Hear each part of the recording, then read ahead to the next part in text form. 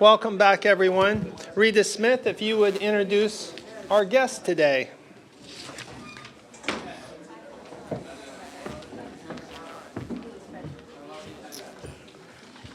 Good afternoon, everyone. Our guests, when I call your name, please stand so we can give you a warm Kiwanis welcome. Our first guest is Jennifer Shink, guest of Ed Cleveland.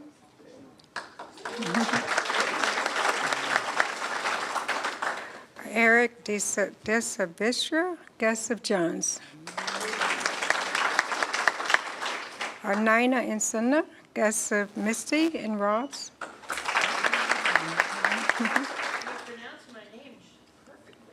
Well, thank you.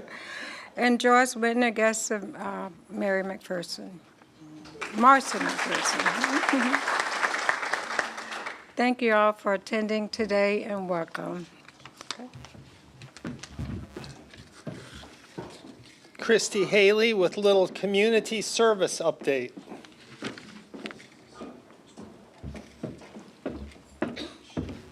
Good afternoon, everyone. Thank you so much for all of your participating. I'm going to smile for my picture so I don't get a bad one this time. You know to do that. You got a good one. Your pictures are always good. So anyway, I want to update y'all on community service. We just finally finished the playground over at Prodigal Daughters. Please look for pictures. An amazing group of volunteers went 3 different times in the heat for about 4 hours each time. But those children now have a safe place to play. So thank you all for who came. Next, I want to thank y'all for Ken's event, which was a district event, packing 500 backpacks for some foster children. I know that's definitely going to bless all of our foster children in our community. And finally, coming up on August 8th, if you haven't signed up, we do have Manatee Elementary. We will be serving food for their open house. This is a great way to engage the families to come to the elementary school, meet the teachers, take some time to make some friends. And when you serve food, they show up. So we're super excited about that. Jay's grilling team, I don't remember the name of it, but Good News Grillers, yes. They will be cooking, so you don't have to cook. All you have to do is hand out some food and smile at them. You'll be cooking too? Thank you, Ken. Any of y'all sign up, please go on to Member Day and sign up so we know how many volunteers we'll have. We'll need some starting at 4:30 helping to set up, and then the rest can show up a little bit later. All the details are online. And one last thing, Xtavia did reach out to me. Kiwanis is teaming up with Tiger Bay for the next few months because of all the elections coming up. The county commissioners will be speaking this Thursday. Because there are so many people speaking, we will be starting at 11:30. If you have any questions, please email them directly to Tiger Bay or Xtavia. If you can't attend, we would love to know what you're thinking. So please come at 11:30 if you can. Otherwise, send in your questions. Thank you all so much. Okay. Thank you, Christy. Before we bring our speaker up, a few weeks ago, we had voting for new members and club officers over here, and it really hadn't been announced yet. So I was going to go through the list, and I wanted to. I'm honored to be the upcoming president, so thank you on that. Dr. John Mullis is the president-elect. Kent Jimison, vice president. Go ahead and clap. Go ahead and clap. Neil Unruh is our new treasurer, okay? Rita Smith, our secretary. And Andy Minor continuing on as immediate past president, although he's still president right now. Our board members, we've got Kristen Trong is joining our regular board member. She's a new board member incoming come October 1st. Ray Bellamy, thank you for having you, and congratulations to you on the board. And Christy Haley, congratulations to you for being on the board. So all 3 new board members. We're moving on. We're moving on. Dr. Mullis, if you would come up and introduce our speaker today. And I'm going to run the AV program. So it's all my fault if it doesn't go right. I think I've got it covered. Thank you, John. All right, good afternoon, everyone. I'd like to introduce my friend Matt Wade. Matt is the director of the Child Evangelism Fellowship in the Manatee, Sarasota area for the past 3 years. His wife Ashley works as a nurse practitioner at Johns Hopkins All Children's Hospital, and they are expecting their first child in November. Matt graduated with his Master's of Business Administration from Southeast Missouri State University, where he also played baseball and met his wife, who was a gymnast. Matt is an avid fan and lover of all things sports and once defied logic and got a third-degree burn from a treadmill. I'm not sure how he did that, but so welcome, Matt.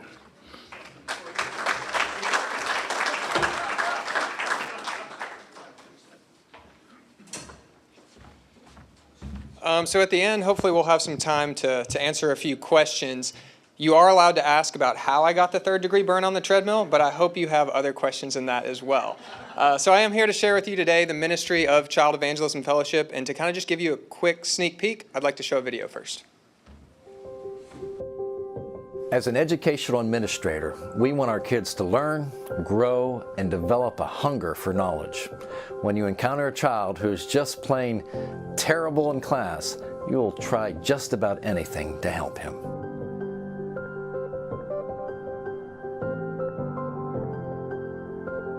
Deshaun was a second-grade boy who was awful in every way. We saw the pattern in first grade, so we paired him with an outstanding second-grade teacher. But by the third week of school, it was obvious that we were headed towards a crisis with Deshaun. I met with his teacher week 3 of school, and she said, "I don't know what else to do. I have tried everything I can to help him." As a school, we jumped in and tried other things to engage and encourage Deshaun in the classroom, but after a few more painful weeks of class, his teacher was just about through. During another conversation on how we could help Deshaun, she asked, "What is this Good News Club that meets after school? Do you think it could help? I'll try anything." So that week, with his parents' approval, Deshaun went to his first Good News Club. The very first day, the club coordinator was standing at the door to greet the children. And she said, "Deshaun, we are so glad to see you." And to be truthful, I am not sure anyone had said that to Deshaun all year long. As Deshaun met his small group leader, they quickly created a bond over Cadillacs, and Mr. Bill began to love on Deshaun and help him complete assignments for prizes and gave him a snack. The group moved to song time, and there were motions to the lyrics and allowed Deshaun to move, and he was good with that. As the club continued, Deshaun loved it and wasn't a problem at all. My skepticism was slowly relieved as I watched all this transpire through the classroom window. Monday, however, Deshaun was back in my office. But when I called his mom, her response was different. She said, "Mr. Mansell, I am so sorry for what he did, but Deshaun sure does like Good News Club. Please don't take that away. He really, really loves it." After 2 more weeks, on his 3rd week at club, Deshaun was asking questions about the Bible lesson, and unbeknownst to me, Deshaun decided to place his trust in Jesus. The following Monday morning, I saw Miss Metlin, his teacher, marching down the hall to me, and I said, "Oh no, what did Deshaun do this time?" And she said, "It's not what he did. What did you do to Deshaun?" It's been an amazing morning. He's been chatting all morning about the lessons from the Good News Club, but no one minds in the class about him talking about it because he's not bothering them anymore. As a school principal, there are a few things that are always helpful and will be received well. If you can help us bring up test scores and limit the amount of discipline referrals, we're open to just about anything. And when the Good News Club came to our school, that is exactly what happened. All right, so Good News Club is pretty much the primary thing that we do in the ministry of CEF. But before I jump right into that, I want to share a little bit about how I personally got involved. So as John said, I went to Southeast Missouri State. This was about 10 years ago. I left to go play baseball and to study marketing and management with the full expectation that whenever I graduated college and started a career, it would either be in the athletic field or in the business industry. And that is what happened initially. I went ahead and finished my MBA and then started working at AutoZone's headquarters in Memphis, where I had grown up. And I'm doing exactly what I'm supposed to be doing with my degree. And about 6 or 7 months in, I realized that while I really enjoyed the people that I worked with, I had absolutely no fulfillment or passion in what I was actually doing. And it brought to mind a book that I had read a couple years before that. It's called Don't Waste Your Life. And in the book, it essentially said, a wasted life is one without passion. And I realized I need to make a change. Something's got to give here. And so I started thinking about, where does my passion lie? Well, my passion lies certainly in sports and in the gospel. I had grown up in a Christian home, going to a Christian school, going to church most Sundays, and I placed my faith in Jesus at a very young age. Well, by the time I hit college and I started going to a Division I university playing on a baseball team, I realized that what I had grown up around was not my current surroundings. There were a lot of people there who didn't share the same belief system or the same worldview that I did. And it really caused me to start to think, okay, do I just believe this because my parents told me about it when I was young, or do I believe it because it's really real? So I started to dig deep into what is the historical reliability of the Old Testament and New Testament manuscripts, and is the Bible really true? Is it worth following? What's the authority and authenticity of the resurrection? And going through all of those things, I found out, no, this is not just something that I believe because my parents told me to believe it. It's something that I believe in because it's real. And that's what caused me to think, as I was in that job, okay, what can I do now that is going to translate to what I'm most passionate about? So I started looking at different job opportunities, specifically in ministry, such as Samaritan's Purse. I know they do a great job with Operation Christmas Child. Fellowship of Christian Athletes, I had been involved with them in college a little bit. Salvation Army. So started looking at all of these. I had heard of all these organizations, and I come across this organization called Child Evangelism Fellowship. Never heard of it, have no idea what they do. And my wife and I, living in Memphis at the time, she was at St. Jude, which was pretty much a dream job for any nurse in the pediatric field. And I read this job description for CEF, and I said, hey, Ashley, I think this could really fit me. I think this would be worth pursuing. And she had one stipulation. She said, if you're going to move me away from my dream job, it's got to be somewhere that's nicer than where we currently are, right? So living in Memphis, Tennessee, I felt like when she said that, the bar was like set like right here. And so when I told her, I was like, it is a significant pay cut, but it's in the Bradenton, Sarasota area. Her ears immediately perked up. She thought, okay, I can do that. She looked up at Children's Hospital, found that Johns Hopkins was close by, and sure enough, we made the decision to move down here. And even though I accepted this job first, the instant an opening came up in Johns Hopkins, she put her application in, and she was hired within a day when they found out that she was coming from St. Jude. And so we really just saw kind of God's providence and providing for us as we made that decision. So now I get to tell you about the ministry of CEF. It is the world's largest children's ministry. It's present in all 50 states and nearly every country of the world. And our purpose is very simple. It's to share the gospel with children, to help them grow in their faith, and to connect them and their families to a local church if they don't yet have a church home. And so there are really three primary ministries within CEF. I'm going to quickly overview them, and then I'll dive into each one a little bit deeper. So Good News Club is something that happens during the school day. This is what you saw in the video with Deshaun and his story. This is when we're able to partner a church and a local elementary school together. 5-Day Club is essentially a summer version of Good News Club that we help churches out with you can think of it like a VBS. And then CYIA, that's called Christian Youth in Action. It is our training to discipleship program for teenagers. So, Good News Club.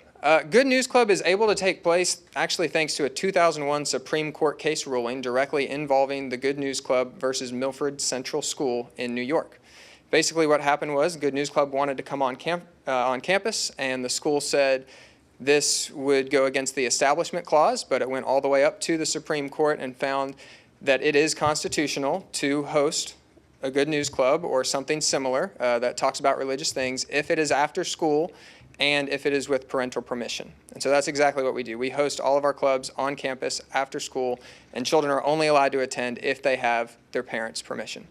And so the way that looks like in our area is we'll get a local church and we'll essentially partner it up with an elementary school.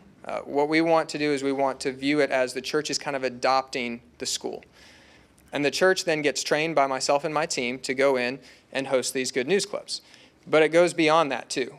They're not just hosting the club. Hopefully they are really loving on that school and their faculty.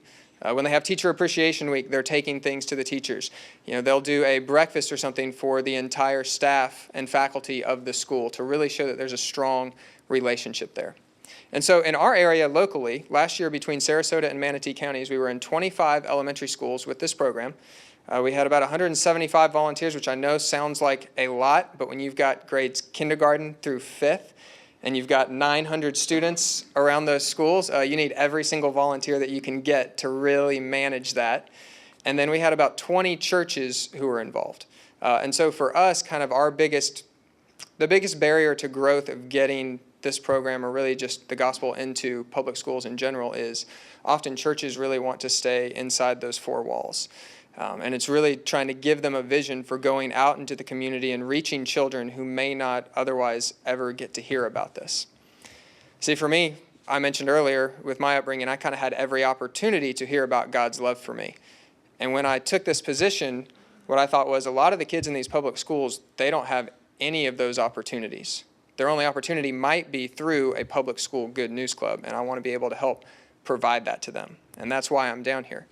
For our summer program, like I said, it's kind of like a VBS. It's basically where we get to go to churches and help them do that for 5 days in a row, or community centers, such as a Boys and Girls Club potentially, or for us, the 13th Avenue Dream Center. But I did want to touch on what he's got on the screen right there is what you kind of saw with Deshaun was that on the bottom right, this is what we share, right? We share God's love for children, and we give them the opportunity to believe in Jesus. We also teach them positive character traits, such as kindness towards others, respect for authority. But Deshaun started to display those positive character traits after he was impacted by the gospel. That's what we saw in his story, and that's what we see countless time and time again in our area. We have all kinds of families who are coming to this program and who are impacted, and it goes way beyond just the child. It often extends to their family as well. So in the summer, if you can go to the next slide, please. Thank you.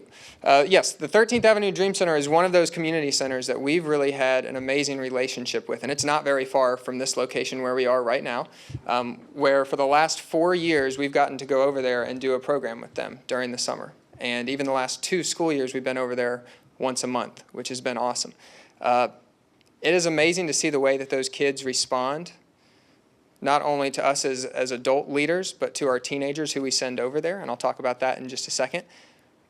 But as much as I love going over there, and I was there last week where we got to do a hybrid like sports camp and share with them through the curriculum, there's always a kid at the end of the week who comes up to me and says, "Hey, are you going to have a Good News Club in my school?" And they'll name a school inevitably that we don't currently have a club in. And I'm always sad to say, hey, we don't have one yet, but I would love to be able to get a club into your school. I would love to come visit it and get to see you in this club. And so that is one thing that we are really trusting God for, to continue growing in our area. And then finally, Christian Youth in Action. That's kind of the last piece of the present ministry in the Bradenton, Sarasota area. Like I said, this is basically training and discipleship for teenagers who know what they believe and now want to be able to actually communicate that. And so what we do is we take them for about a week to a local university.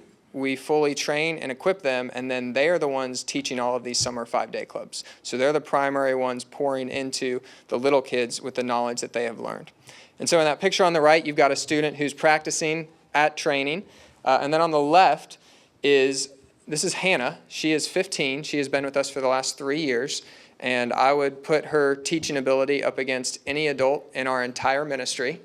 Not even kidding, because she has continually done this. So in that picture, she's actually at our fall annual fundraising banquet. And there's about 200 people there, and she's giving them a glimpse of what we do in a Good News Club and teaching the little kids up on stage one of the memory verses. And so it really is a great opportunity for teenagers not only to get community service, but also to grow in their ability to public speak. And so hopefully at this point, you're at least interested somewhat to want to know ways you could get involved. And so I wanted to provide 3 for you today, and then I would love to take any questions that you have. So the first way would be to either volunteer or tap on the shoulder of someone you know who might be able to volunteer. I know there are probably a lot of people in this room who are working typical work hours, and going to a school from 3 o'clock to 4:30 simply is not in the cards. But you might know somebody who does have a schedule that would allow them to do that, who might be passionate about what we do. Or in our case, we've got someone who's a COO of their company who just decided, hey, on Tuesday, for these 3 hours for travel in the club and travel back, I'm not available. This is what I'm going to do. So that could be a potential option. A second one would be, there are probably a lot of churches represented in this room. We always need contacts with other church leaders who might be interested in taking one of these programs into our local schools. And so if you have a relationship with a pastor, I would very much appreciate getting introduced to them and being able to have a conversation about what that might look like. And then finally, often you hear in missions, there's kind of those who go and those who send. So the first two would be ways to go. The third one would be a way to send. We do have people who are part of our Kingdom Partner Program who, even though they may not be able to go into the schools, they do contribute to the ministry on a regular basis so that we can not only continue to sustain what we already have, but to grow and get into additional locations. So that's pretty much a summary of the ministry. I would love to answer any questions that you might have, as long as the treadmill question is not first. I'm curious to know how you go about doing it. So I am a school.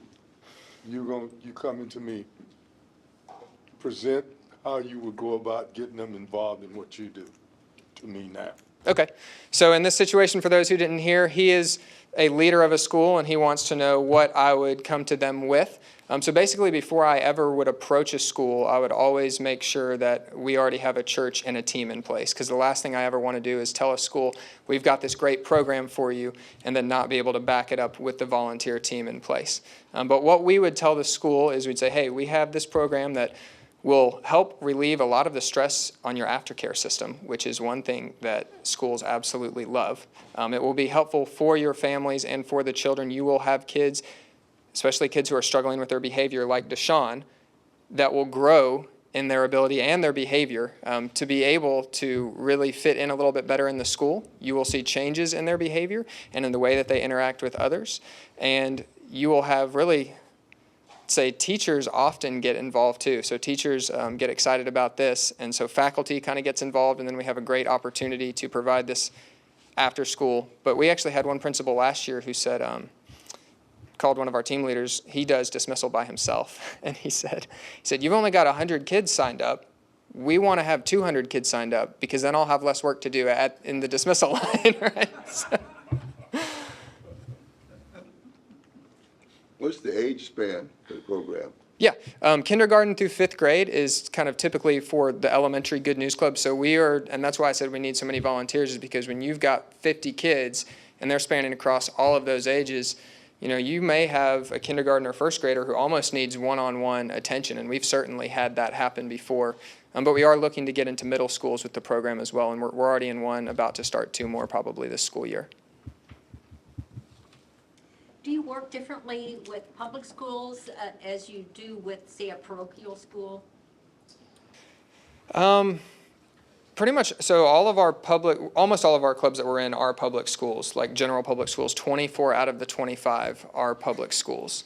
And on the second part, could you elaborate on that a little bit? Well, you know, like a Catholic school or a Lutheran school would already have some programs that are probably touching on a lot of what you might, so. Yes, exactly. So we would, like if a private Christian school, Catholic school, something like that asked us to have a program, we would certainly try to make that happen. But like you said, since those kids are probably already getting something like that, normally what we're trying to do is go into the public schools who don't have access to that, because you know they're certainly not going to hear that during the school day, so we just kind of want to give them the other side if that's what they want to hear. Yes? I think that's awesome.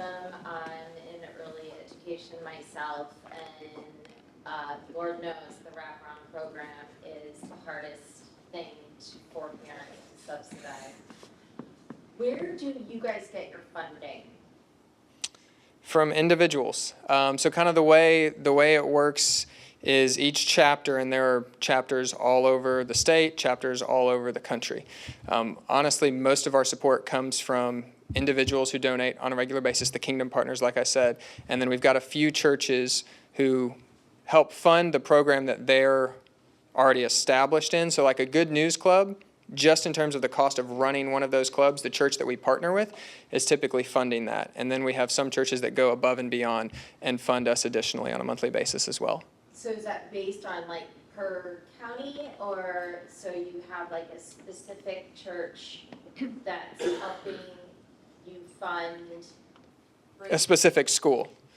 Okay. Yeah, so every church. A different church. Correct, exactly. Now, a church may have multiple schools, like the church I attend, I go to Lakewood Ranch Baptist. We sponsor both Willis and McNeil Elementary Good News Clubs. But every school, the goal is to have a church so that there's a good partnership there. Okay. Correct, yes. Thank you. In your programs after school, don't these and I don't know this, but do the parents pay for after school and they still pay, or now you replace that and they pay you, or how's that? So we're entirely free. Like, we don't collect a dime from the parents, families, nothing. They attend this program completely for free. I'm glad you asked that. And sometimes in some schools, the aftercare program is paid for, and that's a good bit of why they would want to sign their child up. It is once a week, though, so we're not doing it every single day in the schools. It's once a week for about 13 weeks each semester. Are you in any of the West Bradenton elementary schools? We are in Rowlett, and we are in Miller. And West Bradenton is an area specifically, I would say Manatee Elementary especially, because a lot of those kids at the Dream Center that I was talking about that I've gotten to form really good relationships with, they go to Manatee Elementary or Rogers Garden Bullock. And so those two schools are schools that I've been trying to find a church partner who would want to get involved with. Do you ever think about early education, like 0 to 5? We do have some preschool availability. So like all of our curriculum is set for elementary, but there's also always a suggestion for young, like 4 and 5-year-olds too. Okay. So it's something that we could certainly do. We don't currently have that, but we absolutely could. Have you had any contact with, say, Daughtry? I had a contact with a church who was interested in Daughtry about 1.5 years ago, and that kind of fizzled out. So I would need to try to get the church on board, and then I would contact the school if I felt like that was solid. Awesome, thank you. Treadmill question hasn't even been asked. That's great. All right, I have to give up. Okay, all right. All right, so I was 13. Like I said, I played baseball all the way growing up. So I was on a road trip from Memphis to like the Knoxville area. We had a tournament there. It was me, my friend, and his dad, who's a pharmacist. And so we drive the 6 hours, and my buddy and I, we want to go swimming, but I was like, you know, I've been in the car all day. I just want to stretch my legs. I'm going to go run a mile. So I ran a mile on the treadmill, and I'm at 0.99, and I have the genius idea. All right, I close my eyes. By the time I open them, it's going to be at 1.00. Bad idea. So I close my eyes. I open them. It is at 1.00, but the treadmill is about 4 inches from the back wall. And I didn't really realize that I had slowed my pace, right? So I look up, and my feet, I have to speak louder away from the mic, my feet are now propped up between the wall and the end of the treadmill. I've got nowhere to go but forward. And there's one other individual in there, and at this point I'm 13 years old. He is like, maybe I'm just making this up in my mind now, but he is the most jacked individual I've ever seen in my entire life, right? So I'm already embarrassed. I've got nowhere to go but forward. I fall down. It just starts running over me again and again. I roll off of it. He comes and pulls the plug. He's like, hey, are you okay? I was like, yeah, I'm good.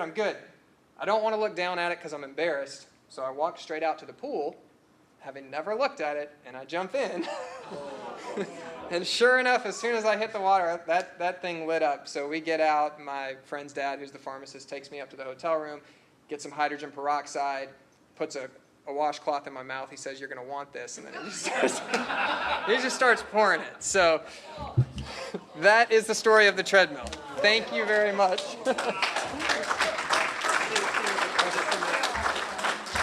Thank you, Matt. Appreciate you being here. And John Mullison, I would like to present you with a golden ruler to measure your future success. with Child Evangelism Fellowship. Thank you for being here. Yes, sir. Thank you. Orange, orange, you glad? All right. All right, just a couple. Thank you, Matthew. Next Tuesday, after our regular meeting with Peter Motzenberger with Health Markets, he's an expert in Medicare and insurance. That's going to be next Tuesday. And there's a next Tuesday afternoon, 4 o'clock investment committee and foundation board meeting immediately to follow. I hope everybody has a great day. Meeting adjourned.